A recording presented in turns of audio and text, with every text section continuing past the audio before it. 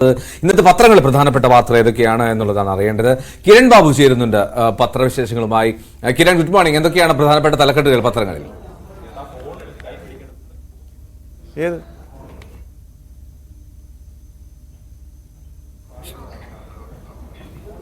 കിരൺ കേട്ടില്ലെന്ന് തോന്നുന്നു. കിരൺ, ഇന്ന് ഏതൊക്കെയാണ് ലീഡ് വാർത്തകളായി വരുന്നത് കേരളത്തിലെ മലയാളത്തിലെ പ്രധാനപ്പെട്ട പത്രങ്ങളിൽ? എൽദോ, അശ്വതി, എല്ലാ മലയാള പത്രങ്ങളിലെയും ലീഡ് വാർത്ത ഒന്ന് തന്നെയാണ്. അത് ഇന്നലെ PR-മായി ബന്ധപ്പെട്ട മുഖ്യമന്ത്രിയുടെ വിവാദം തന്നെയാണ്. അത് പലതരത്തിൽ കൊടുത്തിരിക്കുന്നു. ചില പത്രങ്ങൾ മാത്രമാണ് മറ്റ് വാർത്തകൾ പ്രധാനമായി നൽകിയിരിക്കുന്നത്. അതോടൊപ്പം തന്നെ ഇറാൻ ഇസ്രയേൽ ഒരു യുദ്ധത്തിലേക്ക് നീങ്ങുന്നു എന്നുള്ള പശ്ചിമേഷ്യയുടെ സാഹചര്യം, പ്രത്യേകിച്ച് കേരളത്തെ സംബന്ധിച്ച് അത് വലിയ പ്രത്യേക താല്പര്യമുള്ള അല്ലെങ്കിൽ കേരളത്തേക്ക് നേരിട്ട് ബാധിക്കുന്നൊക്കെയാണ് അങ്ങനെ ഒരു യുദ്ധ സാഹചര്യമൊക്കെ ഉണ്ടായിക്കഴിഞ്ഞാൽ. അതുകൊണ്ട് തന്നെ അതും പ്രധാന വാർത്തയായി തന്നെ നൽകിയിരിക്കുന്നു. നമുക്ക് പ്രധാനപ്പെട്ട മലയാള പത്രങ്ങളിലെ വാർത്തകളിലേക്ക് കൂടി കിടക്കാം. അതോടൊപ്പം തന്നെ മാതൃഭൂമി മറ്റൊരു എക്സ്ക്ലൂസീവ് വാർത്ത കൂടി നൽകിയിരിക്കുന്നു. ഈ ADGPയുടെ RSS ബന്ധത്തിലെ വിവാദവുമായി ബന്ധപ്പെട്ട ഒരു വാർത്ത. എന്തായാലും നമുക്ക് വാർത്തകളിലേക്ക് തന്നെ നോക്കാം. മലയാള മനോരമ നൽകിയിരിക്കുന്ന പ്രധാന വാർത്തയുടെ തലക്കെട്ട് തന്നെ നൽകി എന്തേ മൗനം എന്നുള്ളതാണ്. പ്രതികരിക്കാതെ മുഖ്യമന്ത്രിയുടെ ഓഫീസും എന്നതായിരുന്നു ഈ ചിത്രത്തിന് നൽകിയിരിക്കുന്ന ഒരു ക്യാച്ച് വേർഡ്. അതിമനോഹരമായ ക്യാച്ച് വേർഡാണ്. മുഖ്യമന്ത്രിയും മന്ത്രി OR കേളുവുമാണുള്ളത്. അതിന് OR ആണ് എന്നാണ് പറഞ്ഞിരിക്കുന്നത്. PR അല്ല, OR ആണ് എന്നുള്ളൊരർത്ഥത്തിലേക്ക് അതിനെ കൃത്യമായി നൽകിയിരിക്കുന്നു. അതോടൊപ്പം തന്നെ ഏതെല്ലാം ഈ അഭിമുഖവുമായി ബന്ധപ്പെട്ട് എന്തെല്ലാം സംശയങ്ങളാണുള്ളത്, ആ സംശയങ്ങൾ 10 അക്കമായ ഒരു ചോദ്യമായി തന്നെ ആളുകളുടെ മനസ്സിൽ ഉയരുന്ന സംശയങ്ങൾ അല്ലെങ്കിൽ മനോരമയുടെ സംശയങ്ങളൊക്കെ അങ്ങനെ ഒരു 10 പ്രതിപക്ഷ സംശയങ്ങളെ എങ്ങനെ വേണമെങ്കിലും വ്യാഖ്യാനിക്കാം.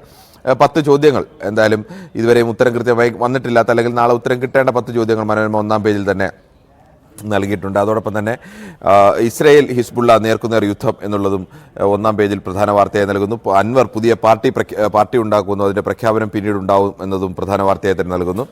അതോടൊപ്പം തന്നെ അജിത്തിനെ മാറ്റണം, മുഖ്യമന്ത്രിയോട് വീണ്ടും CPI. ഇന്ന് മന്ത്രിസഭാ യോഗം നടക്കാനിരിക്കുകയാണ്. CPIയുടെ നേതൃയോഗവും ഇന്ന് ചേരുന്നുണ്ട്.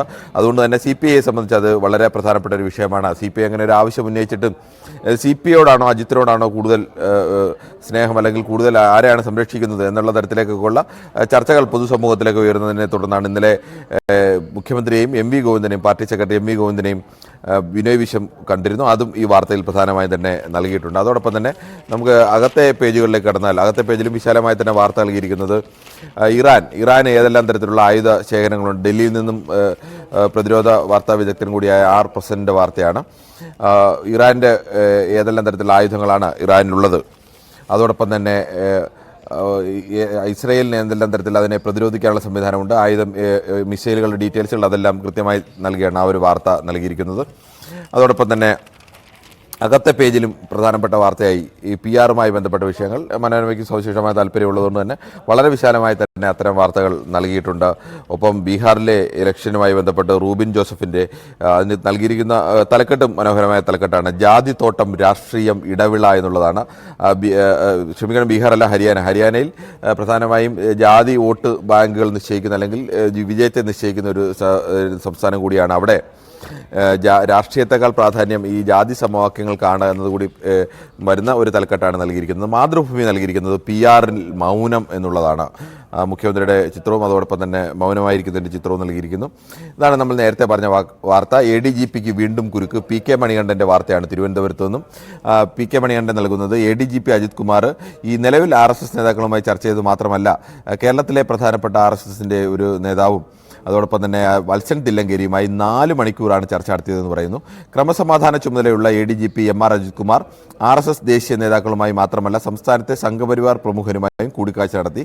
പ്രാന്തീയ കാര്യകാരി സദസ്യൻ വത്സൻ തില്ലങ്കേരിയുമായി ഓഗസ്റ്റ് 4-ന് കൽപ്പറ്റയിലെ സ്വകാര്യ ഹോട്ടലിൽ 4 മണിക്കൂർ കൂടിക്കാഴ്ച നടത്തി. ഈ വിവരങ്ങളൊക്കെ സർക്കാർ നേരത്തെ അറിഞ്ഞിരുന്നുവെന്നും സർക്കാർ നേരത്തെ അറിഞ്ഞിരുന്നിട്ട് പോലും ആ വിഷയത്തിനകത്ത് നടപടി സ്വീകരിച്ചില്ല അല്ലെങ്കിൽ എന്തുകൊണ്ട് നടപടി സ്വീകരിച്ചില്ല എന്നുള്ള വിഷയം കൂടി വരുന്നത് സ്വാഭാവികമായും ഇന്ന് പ്രതിപക്ഷമടക്കം വളരെ പ്രാധാന്യത്തോടു കൂടി എടുക്കാൻ സാധ്യതയുള്ള ഒരു വാർത്ത കൂടിയാണ് PK മണികണ്ഠൻ നൽകുന്നത്. അതോടൊപ്പം തന്നെ CPIയുടെ മറ്റ് മനോരമ നൽകിയ പോലെ CPIയുടെ വാർത്ത പ്രധാനമായി തന്നെ നൽകിയിരിക്കുന്നു. അൻവറിൻ്റെ വാർത്തയും ഒന്നാം പേജിൽ തന്നെ നൽകിയിരിക്കുന്നു. മറ്റപ്പോൾ ഹോം ഗാർഡുകൾക്ക് ശമ്പളത്തിൽ രക്ഷയില്ല എന്നുള്ള ഒരു വാർത്ത കൂടി മാതൃഭൂമി ഒന്നാം പേജിൽ നൽകുന്നുണ്ട്. അതോടൊപ്പം തന്നെ ദേശാഭിമാനിയിലേക്ക് വന്നാൽ ദേശാഭിമാനി പൂർണ്ണമായും ക്ലീൻ ആവാൻ കേരളം ജനകീയ ക്യാമ്പയിന് തുടക്കം എന്നുള്ളതാണ് ഈ തലക്കെട്ടായി നിൽക്കുന്നത്. സ്വാഭാവികമായും പാർട്ടി പത്രത്തിന് ആ തരത്തിൽ തന്നെ. അതോടൊപ്പം തന്നെ ഇന്നലെ മറ്റു മാധ്യമങ്ങളൊക്കെ വലിയ KT ജലീലിൻ്റെ വാർത്താ സമ്മേളനത്തിന് പ്രാധാന്യം നൽകിയിരുന്നു. KT ജലീൽ അൻവറിനെ പോലെ സർക്കാരിന് മുഖ്യമന്ത്രിക്കെതിരെ പറയും എന്നുള്ള തരത്തിലേക്കുള്ള പ്രചരണങ്ങളുണ്ടായിരുന്നു. പക്ഷേ അത് ഉണ്ടായില്ല. അതുകൊണ്ട് തന്നെ KT ജലീലിൻ്റെ വാർത്ത മുഖ്യമന്ത്രി അനുകൂലിച്ച് പറഞ്ഞ അദ്ദേഹത്തിൻ്റെ വാർത്ത ഒന്നാം പേജിൽ തന്നെ പ്രാധാന്യത്തോടുകൂടി ദേശാഭിമാനി നൽകിയിട്ടുണ്ട്. എന്നാലും മറ്റു പത്രങ്ങളും ഏകദേശം സമാനമായ രീതിയിൽ തന്നെയാണ്, കേരളകൗമുദിയായാലും മംഗളമായാലും മാധ്യമമായാലും എല്ലാം സമാനമായ രീതിയിൽ തന്നെയാണ് ഇത്തരം വാർത്തകൾ നൽകിയിരിക്കുന്നത്. പ്രധാന വാർത്തയായി തന്നെ ഈ PR വിവാദം തന്നെയാണ്. അത് ഇനി മുഖ്യമന്ത്രിയുടെ ഭാഗത്തു നിന്ന് ഒരു മറുപടി ഉണ്ടാകും വരെ സ്വാഭാവികമായി അത് പ്രധാന വാർത്തയായി തന്നെ നിൽക്കാനും സാധ്യതയുണ്ട്. ശരി കിരൺ, താങ്ക് യു. കിരൺ ഒരു നല്ല ദിവസം ആശംസിക്കുകയാണ്. അപ്പോൾ